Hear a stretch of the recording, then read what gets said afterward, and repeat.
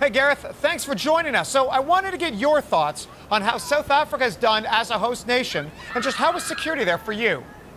Well, I think South Africa as a host nation far exceeded anyone's expectations.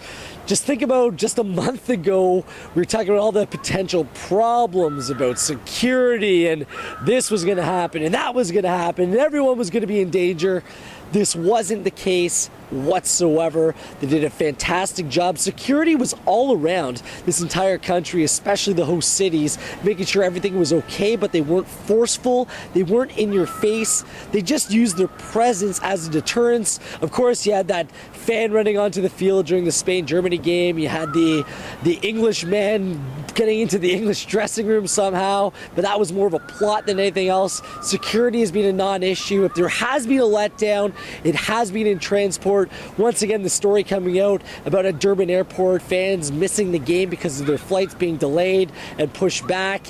It's not easy to get around this place, whether it be by plane, train, or automobile.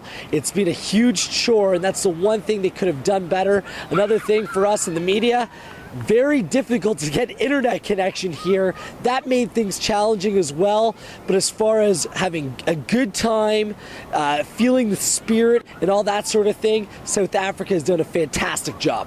Well, you know, it's great to hear that security wasn't as big an issue as everyone had made it out to be. So tell us, what's the vibe now going into the finals on Sunday? Tell us about that. Well, it's actually kind of a weird vibe heading into the final. Everyone's talking about it. They're making their plans, what kind of party they're going to go to, who they're going to watch the game with.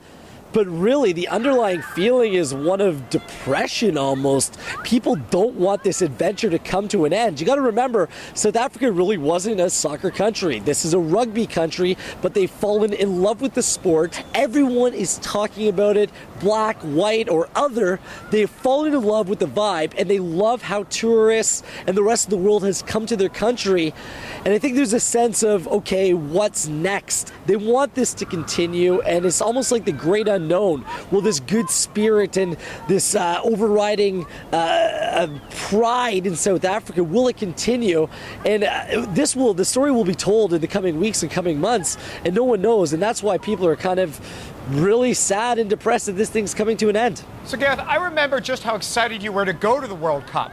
Now, did it all live up to all the expectations you had for it? I'm going to tell you, Matthew, my expectations were surpassed and then some.